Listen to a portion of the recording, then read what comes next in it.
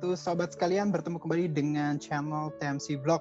Di vlog kali ini kita spesial karena kita akan berbicara dengan salah satu manajerial dari salah satu pabrik Indonesia, yaitu Kawasaki. Ini saya lakukan karena saya masih kepo banget dengan apa yang pernah saya lihat waktu di Tokyo Motor Show gitu ya, yaitu mengenai produknya mereka, yaitu Kawasaki ZX 25R gitu loh sob. Nah, karena boleh dibilang produknya itu sangat happening banget, dan waktu itu memang nih udah mulai tersambung ya dengan Pak Michael Chandra Tanadi ya. Jadi ini Pak Michael, saya ini ingin menerusin gitu. Pada dasarnya udah lihat langsung nih Pak Mik di Tokyo Motor Show kan, motornya kan. Jadi boleh dibilang tahu banget lah pada dasarnya gitu ya. Cuman kira-kira saya boleh nanya hal-hal yang kira-kira saya belum tahu nggak Pak Mik? Boleh, kalau ada yang saya bisa jawab, saya jawab. Tapi kalau ada yang belum bisa saya jawab, saya nggak jawab. Sorry. Oke, iya. Nih, jadi memang kalau saya lihat sih, kalau motornya sendiri saya no question lah, nggak ada pertanyaan tentang motor ini. Gimana Pak Mik mengenai build quality-nya sendiri? Itu memang apakah Kawasaki seperti itu gitu? Memang apakah selalu menjaga gitu kualitas dari produknya sendiri itu gimana Pak Mik? Ya, pasti kami Kawasaki akan selalu menjaga kualitas produk kami, sehingga kami ingin sekali customer satisfaction itu dapat tercapai dengan baik. Oh gitu ya memang. Nah tapi saya sih ada yang ini pertanyaan saya tuh mungkin agak lebih masuk ke ranah marketing gitu ya. Nggak tahu ya Pak Mik mau menjawab apa enggak nih ya. Kayak kita tahu sekarang kayak market 250 dan market sport sendiri kan pada dasarnya kan tidak seseksi misalkan motor-motor harian biasa lah gitu ya. Tapi kenapa sih Kawasaki masih tetap mau berinvestasi di kategori ini?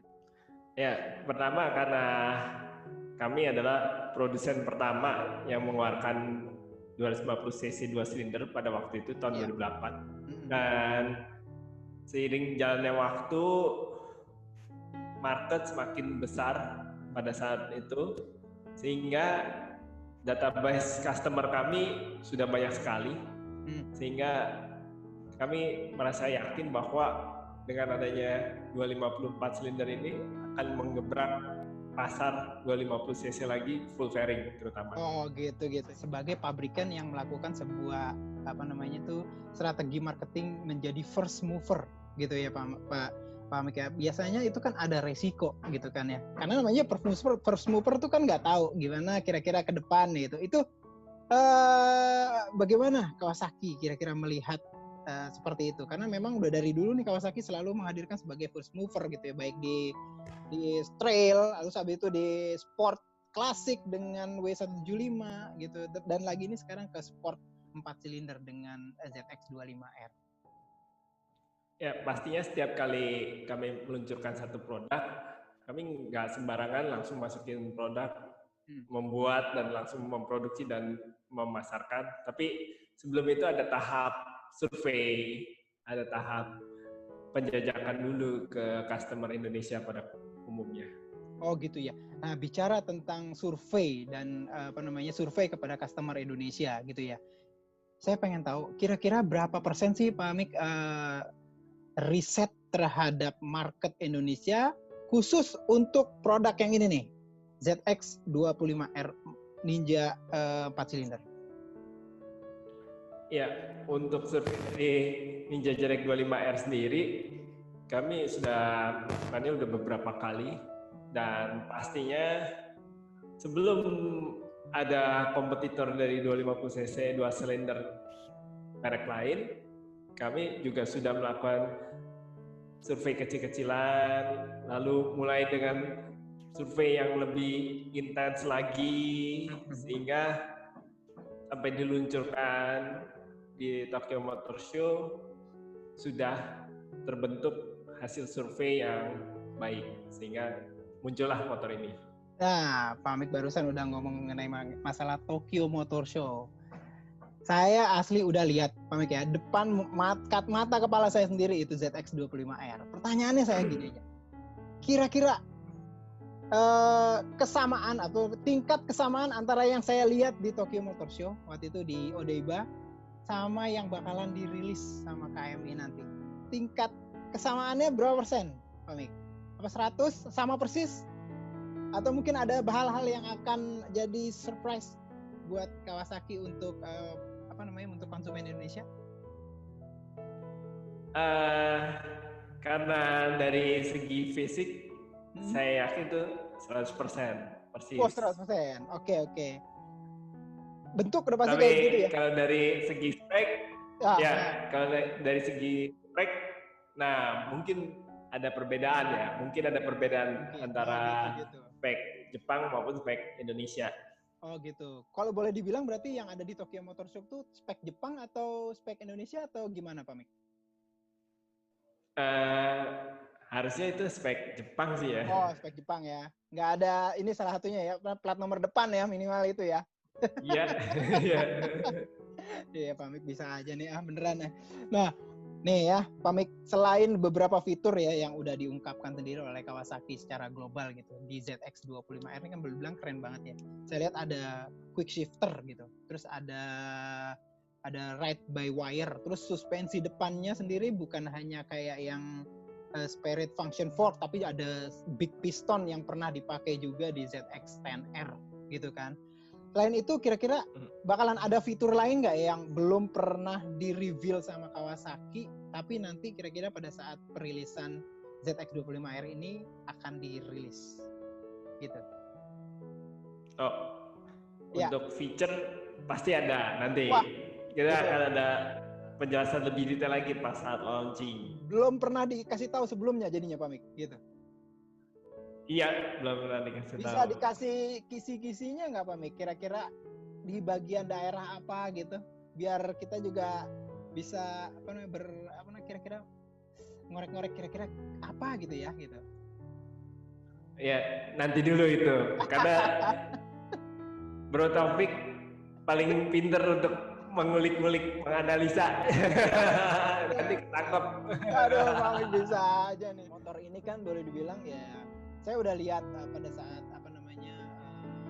beberapa video-video sebelum yang di KMI pernah rilis ya, itu kelihatannya memang motor ini potensinya tinggi banget mengenai performa.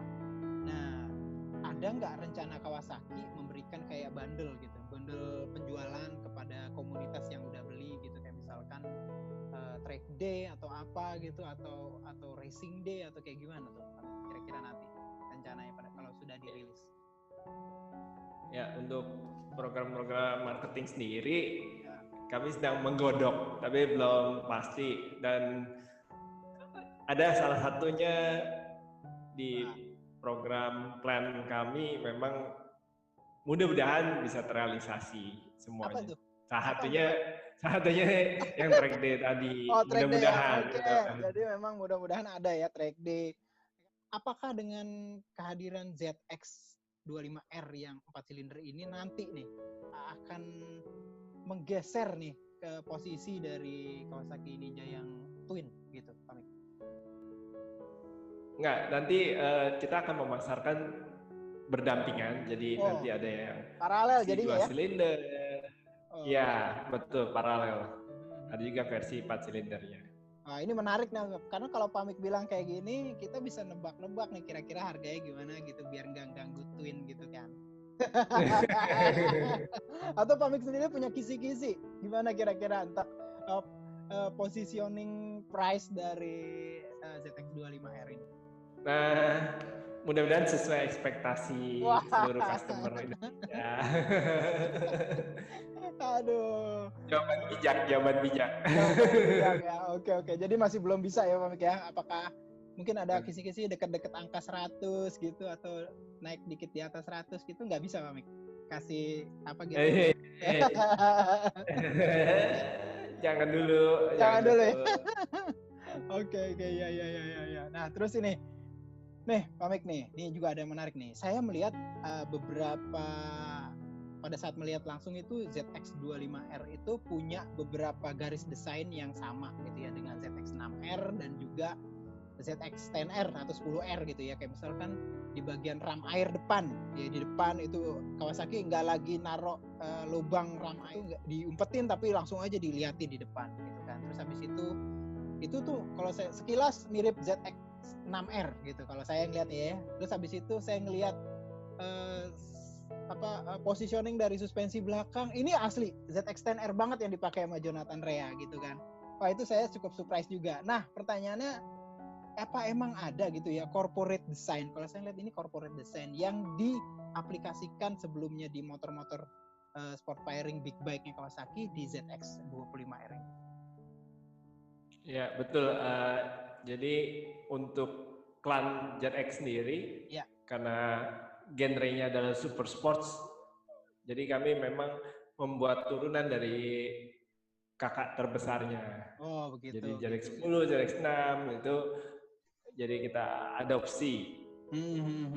Basis pengembangannya sendiri Pak Mik mengenai mesin 4 silinder segaris dari ZX4R ini dari mana sih asalnya? Apakah dari yang ZX25R yang dulu yang di era-era 250 cc 4 silinder? Totally new ya. Jadi baru. Benar-benar yang ini benar-benar baru. Tidak ada kesamaannya sedikit pun sama yang versi yang dulunya.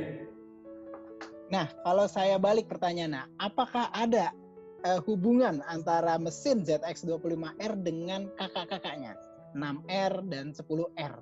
Maksudnya turunan gitu dalam segi desain mesin. Kalau seperti itu memang ada beberapa adopsi teknologi. Beberapa adopsi ya. Ini menarik banget. Kira-kira di bagian mananya Pak Mik tuh adopsinya tuh? Itu nunggu pas launching. Aduh, kali ini mentok. ZX25R yang untuk konsumen Indonesia, Pak Mik sempat bilang sebelumnya bahwa akan diproduksi atau dirakit oleh Kawasaki Motor Indonesia sendiri. Nah, pertanyaannya adalah apakah KMI punya kemampuan untuk memenuhi kayak permintaan kualitas ekspor? Misalkan karena kualitas ekspor kayak Jepang itu biasanya tuh ketat gitu, Pak Mik. Kira-kira gimana? Pastinya, Mas Bro. Karena kita sudah pengalaman juga untuk mengekspor produk Kawasaki Indonesia ke Kawasaki Europe.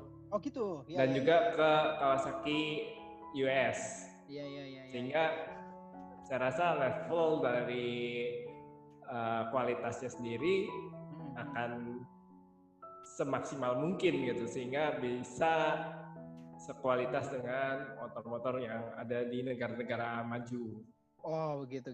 Nah kira-kira KMI akan buat juga nggak dengan untuk konsumsi buat ekspor gitu? Nah ini yang belum difinalisasi sama manajemen kita semua, karena untuk perkenalan produknya sendiri juga karena responnya sedemikian baik itu masih akan ditelaah lagi lebih lanjut. Oh gitu. Ini Jepang, Indonesia itu udah pasti, sehingga negara-negara lain masih dipertimbangkan. Oh gitu. Nah ini menarik banget sih menurut saya karena Kawasaki biasanya tuh punya hubungan inline dengan olahraga motorsport. Bikin one make race mungkin seperti yang sempat terdengar rumornya di Jepang akan ada one make race, Pak Mik. Ya, itu yang sedang kita godok. Ya, mudah-mudahan semua bisa berjalan dengan baik dan juga disetujui oleh para manajemen di KMI maupun di KHI. Wah, itu. Lagi Pak Mik pertanyaannya. Terakhir Kawasaki Motor Indonesia kan merilis video yang paling fresh tuh kalau nggak salah ZX25R dengan beberapa part aksesoris ya dari part aftermarket aksesoris dari pihak ketiga gitu ya, kalau nggak salah Sniper kalau nggak salah. Nah kira-kira produk-produk kayak begitu dari pihak ketiga juga bakalan rilis nggak ya berbarengan dengan nanti kalau misalkan ZX25R rilis resmi di Indonesia?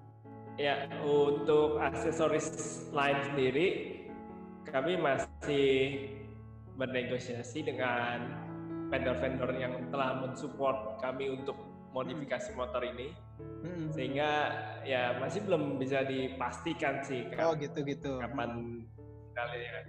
Tapi yang pasti pas waktu launching, kami juga akan mendisplay unit modifikasi versi Indonesia yang ada di belakang saya ini. Oh gitu, ini udah modifikasi berarti Pak Mik ya? Waduh, jangan-jangan ini saya pengen tahu, apakah ini kira-kira mufflernya udah diganti jadi muffler racing Pak? Udah. Nggak kelihatan soalnya dari sini nih. Nggak kelihatan banget ya, tapi wah, kalau gitu Pak Mik boleh dulu boleh. Saya ke belakang dulu. Nih, saya kasih lihat sedikit. Boleh. Bentar nih, saya ke belakang bentar. Oke, ya. Wow, sobat sekalian. Jadi boleh bilang ini spesial banget gitu ya. Wow, nanti kita bisa lihat tuh, walaupun memang wah gile sekali, dibuka dikit sobat sekalian, dibuka sedikit. Bisa dinyalain kan ya Pak Mik ya? Nanti ya? Iya, boleh nanti gitu, boleh dengerin. Oke. Spesial. Waduh, mantap banget, terima kasih Pak Mik ya. Buat penonton YouTube-nya Mas Bro Taufik. Ya, sip.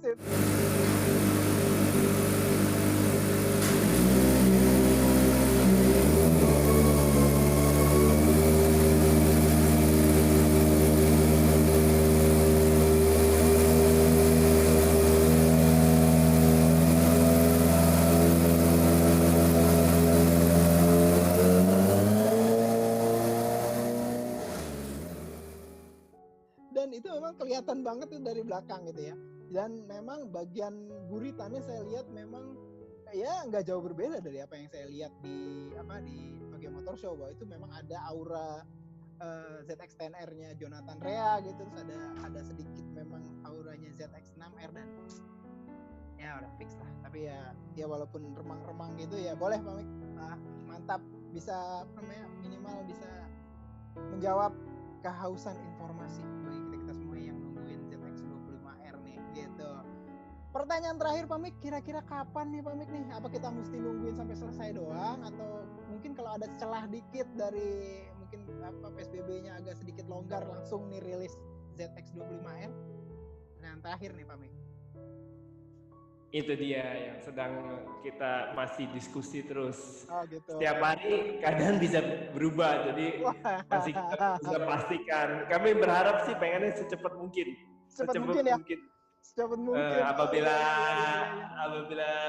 pemerintah sudah mulai menggunakan PSBB dan juga dari penambahan kasus COVID-nya sendiri juga sudah menurun, mudah-mudahan kita bisa cepat launching.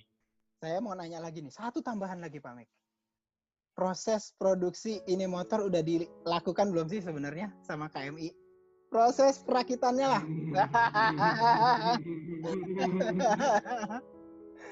Terakhir nih Pak Mik, benar-benar terakhir. Ada beberapa. Maksud saya untuk versi produksi yang untuk dijual ke konsumen. Jual konsumen. Jual konsumen. Belum berani jawab. Belum berani jawab. Kalau buat display udah ada. Display seluruh Indonesia gitu. Buat di launching saja. Buat di launching saja, tapi memang tapi itu sudah merupakan spek yang produksi massal tapi Pak Mik ya. Gitu ya? Iya. Sama dengan spek produksi massal gitu ya. Ya itu aja Pak Mik dari saya sendiri dari TMC Blog Taufik mengucapkan terima kasih banyak Pak Michael Chandra Tanadi dari Kawasaki Motor Indonesia mau meluangkan waktunya berbagi dengan pengunjung kanal video TMC Blog gitu ya. Mudah-mudahan pandemi COVID-19 ini cepat berakhir sehingga kita semua bisa berkumpul, bersiraturahmi bersama, terutama nonton ini nih, ya kan? Produk baru yang mau dirilis oleh Kawasaki Motor Indonesia nih, gitu Pak Mik. Mungkin ada yang mau disampaikan Pak Mik untuk konsumen dan juga pendengar dari channel TMC Blog?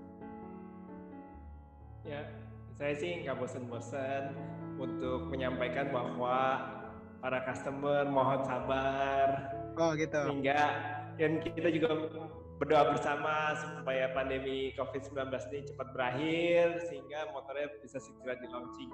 Wah iya sip. Ya jadi itu teman-teman sekalian, semuanya sudah saya buka gitu ya. Mudah-mudahan segala sesuatunya bisa bermanfaat bagi sobat sekalian. Buat Pamik sekali lagi terima kasih, dan juga Kawasaki Motor Indonesia terima kasih. Semoga video ini bisa bermanfaat. Silakan like dan subscribe di youtube.com/tmcblog, dan juga pantengin Instagramnya Kawasaki Indonesia. Katanya sih setiap ada yang menarik untuk dilihat gitu ya. Ada beberapa bocoran-bocoran. Gitu ya Pamik. Jangan lupa juga subscribe di YouTube-nya Kawasaki Indonesia. Oh ya, YouTube-nya Kawasaki Indonesia. Karena akan ada bocoran selanjutnya untuk modifikasi motor ini. Oke, jadi seperti itu sobat-sobat sekalian. Terakhir dari saya, semoga kita semua bisa selalu sehat gitu ya, dan semoga video ini bermanfaat bagi sobat sekalian. Terima kasih. Assalamualaikum warahmatullahi wabarakatuh. Makasih Pamik. Ya, thank you. Dah.